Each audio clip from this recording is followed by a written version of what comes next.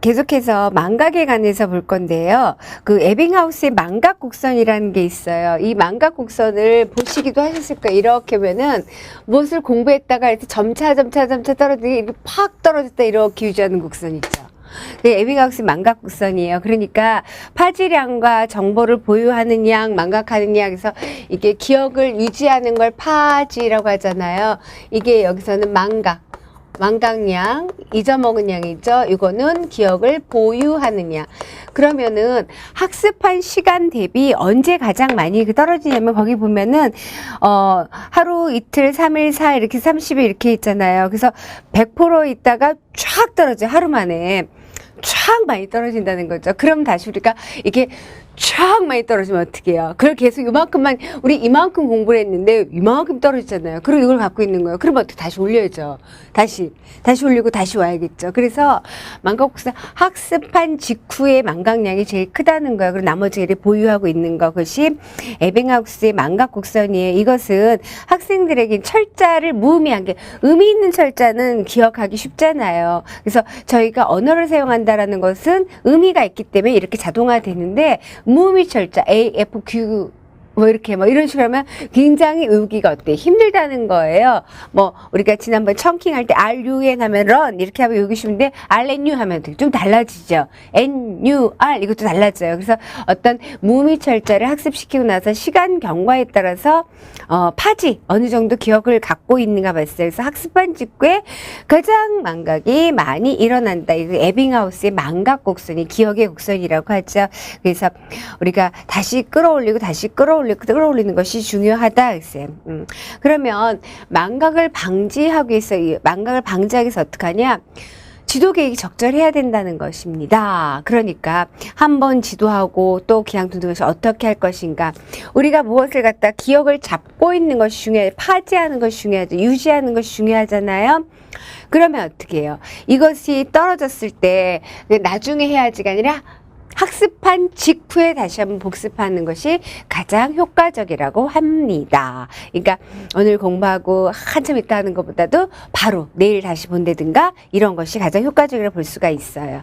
그리고 학습 정도는 뭐에 따르냐면은 요것 조금 하는 것보다 한 학습을 완전히 하고 나서 하는 것이 더 효과적이라고 해요. 그건 왜냐면 우리가 예를 들어 학습 이론이라는 걸 공부하잖아요. 그러면 학습 이론 조금 하고 상담 이론 조금 하고 그러면 연결이 조금 되는 부분도 있지만은 학습 이론 자체에서 연결고리가 크잖아요. 그렇기 때문에 한 학습을 다 마무리하고 났을 때 파지 효과가 더 있다라고 합니다. 그리고 당연하게 우리가 정보 처리 이론적 입장에서 의미 있게 집어넣는 것이 좋겠죠. 유의미하게 정보를 구성해서 착착착착 집어넣고 착착착착 유의미 있게 질서 있게 학습하는 것이 좋습니다.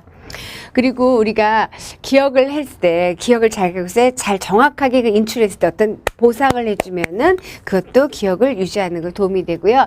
가장 손쉬운 방법으로 기억을 유지하는 것은 아무래도 블라블라 암송하는 것입니다. 구두 암송하죠. 우리도 공부할 때 많이 암송하잖아요. 에빙하우스의 망각 곡선, 혹은 기억 흔적 변형론, 망각은 불사형의 법칙, 분사형의 법칙, 간설설, 기억 흔적이 변형됐다, 억압설, 쇠잔설, 소멸설 이런 것들을 블라블라 하면서 외우잖아요. 그래서 그런 것들이 망각을 방지하는 방법이 되고요.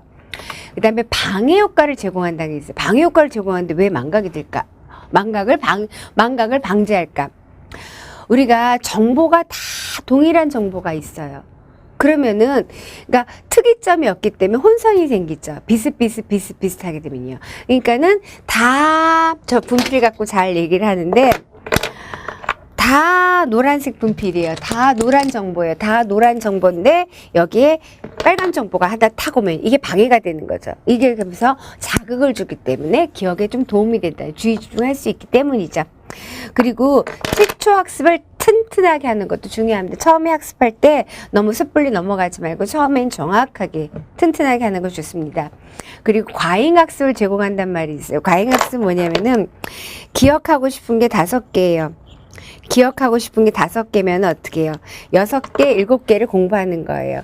생각해 보세요. 다음 중 예를 들어서 저희가 망각을 하고 있으니까 예를 들어서 망각의 원인에 관해서 뭐 5가지 지금 얘기했어요. 근데 망각의 원인에 가서 5가지를 정리했는데 5가지를 말하라고 그러면은 긴가민가해요. 5가지를 공부해 3가지만 얘기하려면 어떻게 굉장히 이야기가 쉬워요. 그러면은 7가지를 공부하고 5가지예요. 그럼 또 이게 쉽다라는 거예요. 그게 과잉학습이에요. 예를 들어 간단하게 있지만, 그러니까 학습의 양을 많이 했으면은 얻어지는 게 많아서 망각을 좀 방지한다 볼 수가 있습니다. 그리고 이 메모리 하는 거, 메모닉스에서 이거 이제 기억술에 관해서 제가 메모를 해놨는데요. 로치법, 정보 요약 방법, 정보를 의미와 있게 하는 방법, 구조화하는 방법, 아니면은 정보가 갖고 있는 속성에 유효하는 방법, 그리고 정보를 갖다 언어나 신체의 동작과 연결하는 방법도 있는데, 로치법 얘기하면요. 일단은 이걸 갖다 쐐기법이라 이미 내가 알고 있던 것과 연결시키는 거예요. 내가 알고 있던 빨간 정보에 어떤 것을 연결시키는 거예요. 지금 선생님들이 제가 가장 그 연결 지어서 그 설명하기가 조금 용이한 것이 집단 상담에서 배웠던 상담 이론하고 우리가 상담 이론할 때 어떻게 관계 있죠? 그걸 연결시켜서 하는 거예요. 그런 것들이 로치법입니다. 그 다음에 뭐 태동태세 문단세 두 문자 외우는 거 하는데요. 저는 이 두 문자 외우는 거 우리가 학생들이 많이 두 문자 공부를 합니다. 두 문자를 외운다는 거. 근데 이거 봐요. 모든 정보를 다 두 문자로 외우게 되면요. 이것도 모든 게 다 어떤 거예요? 노란 분필만 있는 것처럼, 모든 게 다 노란 분필만 있는 것처럼 헷갈린단 말이에요. 그러니까 이거 자체 외우는 것도 어려워요. 그러니까 이게 두 문자를 외울 때는요. 지금 여기 태종태세 문단세 예성인정 인문서 이게 분명하게 알아요. 태존지 태종인지. 그래서 우리가 공부를 할 때 여러분들께 두 문자로 공부를 하게 되면은 반드시 푸는 연습이 필요해요. 귀찮아도. 그래서 두 문자가 되어 있을 때 그것이 무엇인지 풀이하는 것이 굉장히 중요하다는 말씀 드려요. 뭐 태종태세 문단세는 잘 아실 거고, 뭐 우리가 뭐 수금지와 목적 천해명 이런 것도 잘 아실 거고, 우리 공부에서는 저는 그래서 두 문자로 외우는 걸 저 개인적으로 그렇게 선호하지를 않습니다.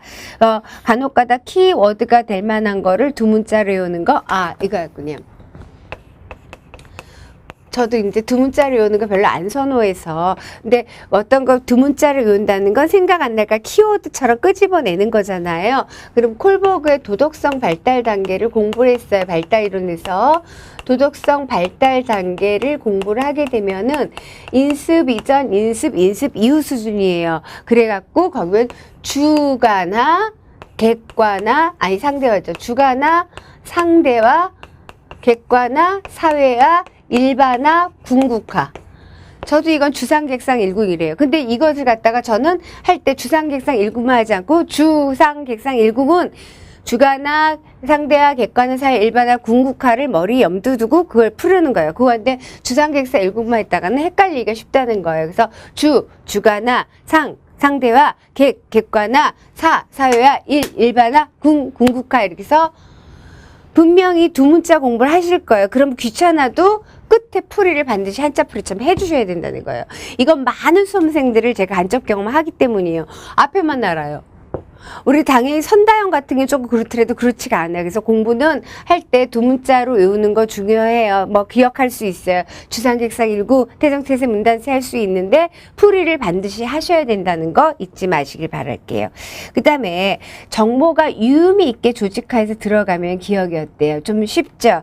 저희 동네에 여기 우리 이삿짐 센터 이사 있어요. 저희 동네에 참 모던한 카페가 있어요. 모던한 카페인데 카페 제목이 1, 2, 5, 3 이렇게 써 있어요. 하나, 둘, 다섯, 셋 이렇게 써 있어요. 근데 이거 이렇게 써 있어요. 카페 하나 1, 2, 5, 3이에요. 근데 그 밑에 다른 쪽 간판을 보니까 아주 명조치 1, 2, 5, 3 이렇게 써 있어요. 너무 이 모던한 카페 분위기가 안 어울리는데 그래서 이거 카페명을 잘 기억을 해요. 동네에 있기도 하지만 나름대로 커피 맛도 괜찮아요. 그러니까 이럴 때 의미 있는 정보가 잘 기억이 된다는 거 아시죠? 그래서 의미화시켜서 집어넣는 거, 이런 것들은 기억 방법이 될 수가 있습니다. 그런데 하나 더불어 얘기하면 많은 공부를 할 때 제대로 정리하게 되면은 정보 결합이 잘 되기 때문에 오히려 기억이 쉬워요. 그러니까는 열심히 공부하시기 바랍니다. 자, 그러면 이 망각이 안 일어났으면 좋겠는데 망각이 안 일어날 수는 없어요. 지난번에도 말씀드린 것처럼 망각이라는 것은 신이 주신 선물이라고 그랬잖아요. 신이 주신 선물. 그 사람이 나를 아프게 했어. 어떤 사람이 나한테 욕했어. 이런 걸 갖다 잊어먹어야지 살죠. 뭐 그걸 계속 기억하면 뭐가 좋겠어요. 기억하고 싶은 것만 기억하면 좋겠죠. 근데 기억하고 싶은 것도 기억을 못해서 문제긴 하지만요. 그래서 망각곡선, 에빙하우스의 망각곡선 굉장히 유명한 곡선입니다. 자, 그러면은 우리가 공부를 한 거, 이제 학습 이론을 배우고 있잖아요. 전이라는 건 뭐냐? 옮겨가는 것이죠. 우리가 암이 전이 됐다. 위에서 폐로 전이 됐다. 옮겨가는 거예요. 그러면은 이 트랜스퍼 전이한다라는 거, 학습에서의 전이는 뭐냐?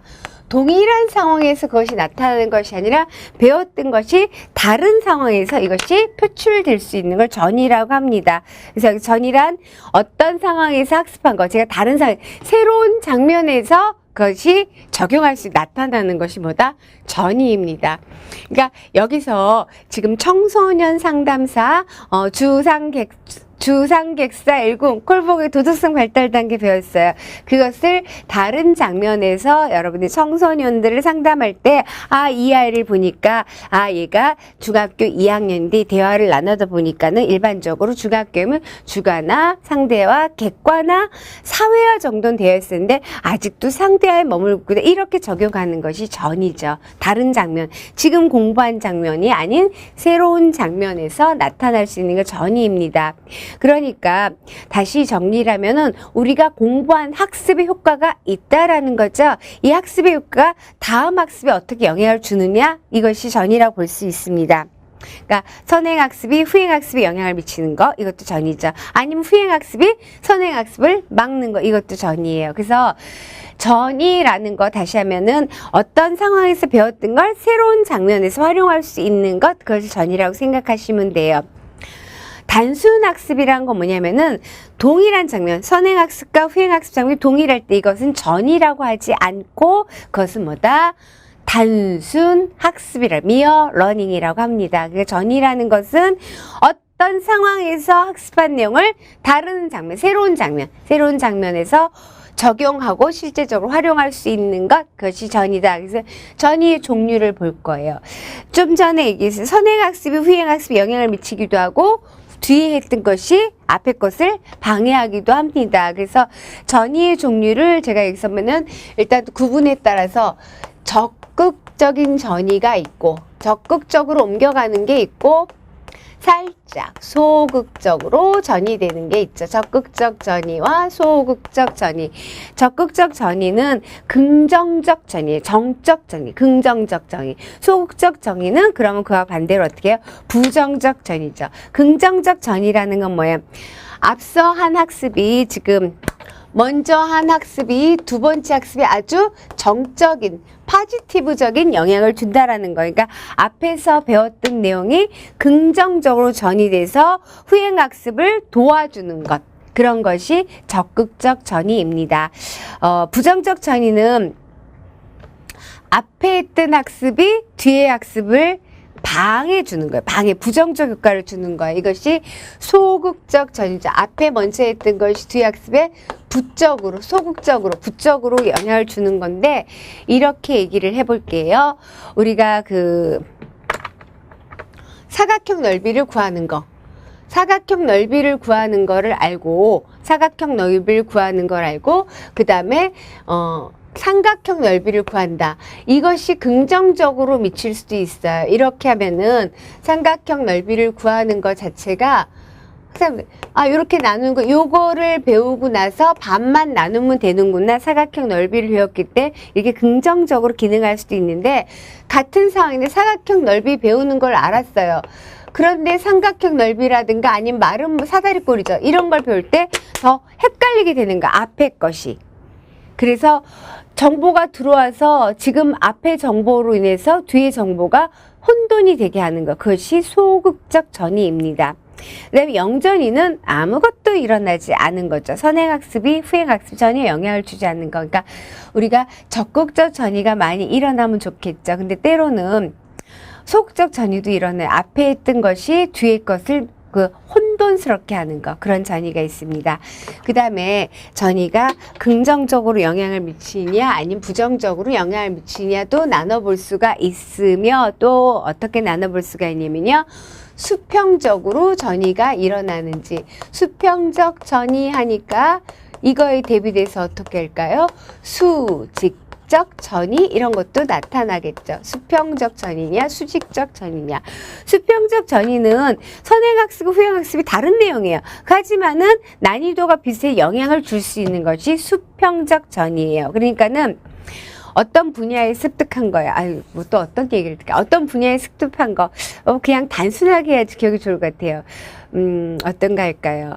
특별하게 그냥 뭐니 해도 머니 갖고 하는 게 편하긴 한데, 과일 사는 거, 뭐 돈 주고 과일 사는 거 애들이 뭐 거기서 학습했어요. 그 실생활에 저하는 거, 그게 전이에요. 이거 좀 수평적 전이. 다른 데서 하지만. 근데 수직적 전이는 서로 이 내용이 위계관계가 있다라는 거예요. 단계별로 알아야 될 게 있잖아요. 그런 것 등이 영향을 주는 것이 수직적 전입니다. 그러니까 낮은 수준에서 학습을 한 것이 그 다음 단계 고차원적인 학습할 때 도움을 주는 것, 그것이 수직적 전이에요. 수평적인 내용의 연관성은 없으나 비슷한 난이도에서 접목할 수 있는 것, 그것이 수평적. 수직적은 위계가 있는 것. 그 다음에 특수전이, 특수전이. 영전이는 전이가 안 일어나는 거고요. 특수 전이가 있으면 어떤 전이가 있어요? 특수하지 않은 뭐예요? 일반 전이, 이렇게 나눠볼 수도 있죠. 특수 전이냐 일반 전이냐. 특수 전이는 선행학습과 후행학습 특수한 요인들이 돼. 구체적인 요인이 있다라는, 그래서 전이가 일어나는 것이고, 일반 전이는 그냥 일반적인 원리 이해를 통해서 전이가 일어나는 것이에요. 이렇게 전이의 종류를 구분해 볼 수는 있어요. 그러면은 본격적으로 중요한 건 뭐냐?